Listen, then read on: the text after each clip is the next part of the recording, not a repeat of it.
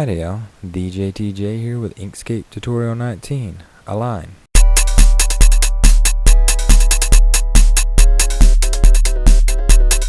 Alright, you can open your alignment palette by going up to Objects and Align and Distribute.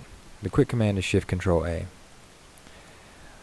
First thing I've noted is I will not be going over the rearrange and remove overlap, so I'll only be focused on Align and Distribute.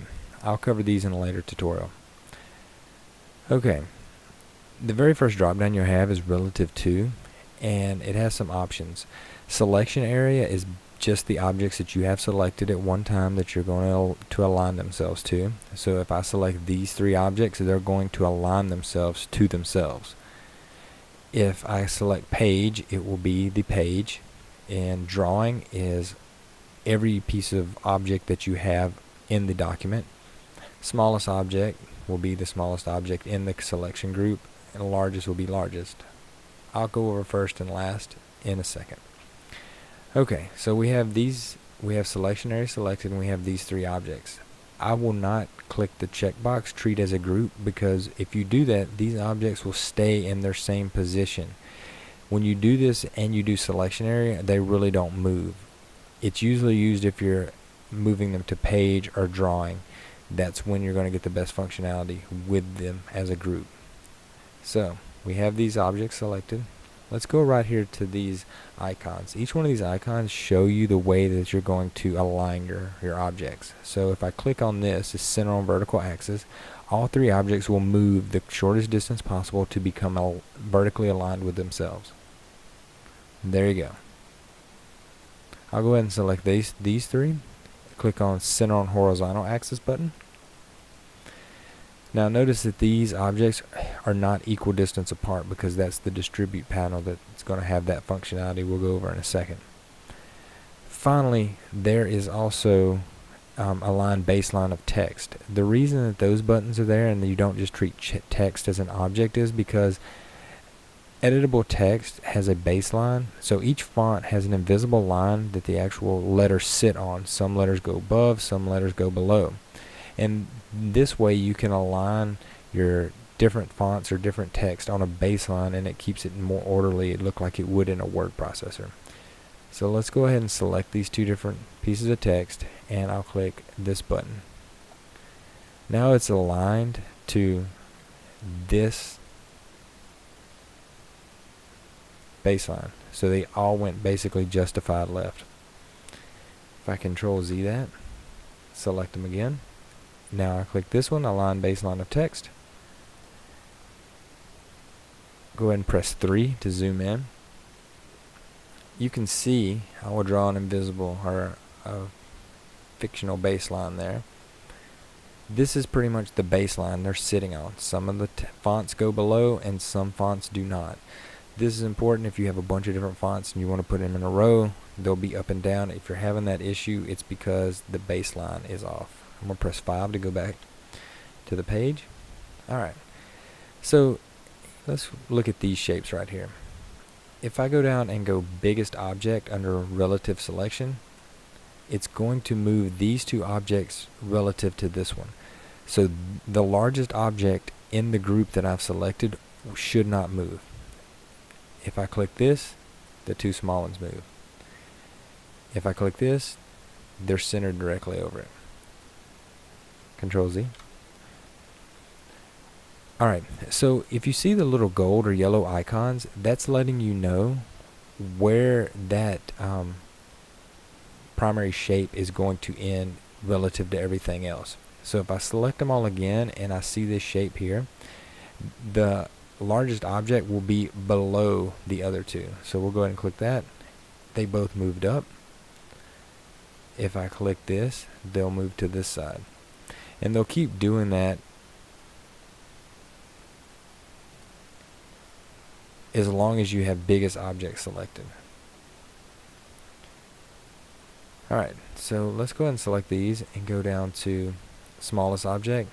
Now the smallest object in this group is this one. The same thing's going to happen. So if I spread these out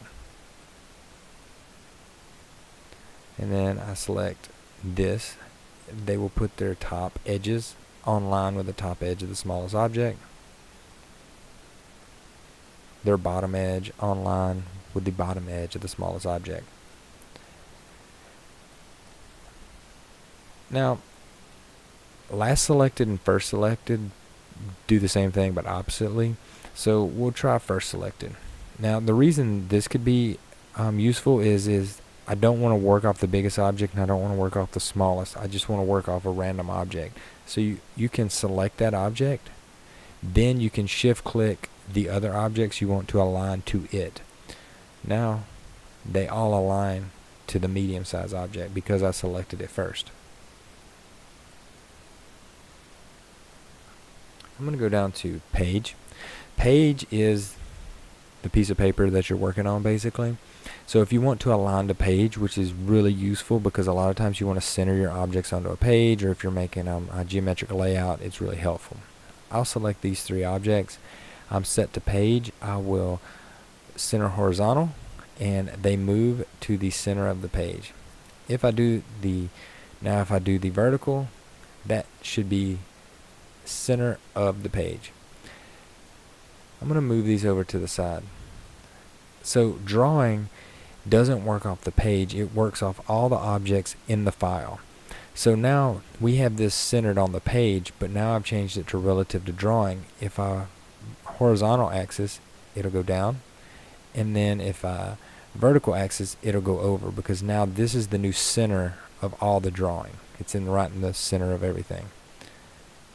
Alright, let's come down here and work with some of the distribute properties.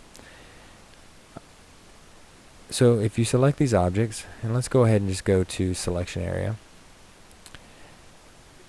distribute centers equally horizontally. So if you click that, now all of these centers are centered horizontally. And if I go ahead and center horizontally like that, they're laid out perfect. Now if you do something like this,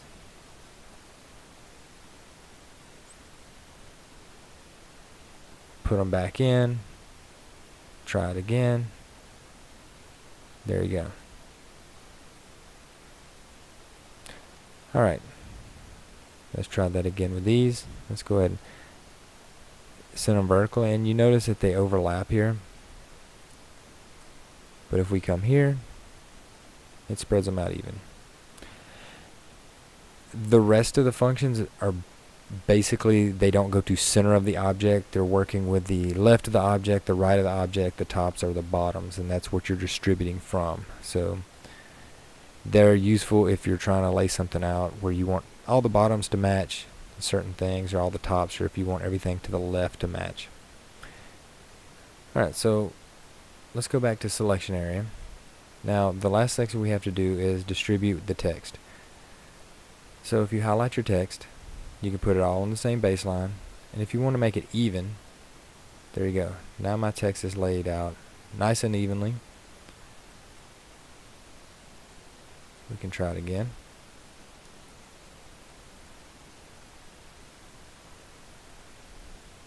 Notice how it's overlapping,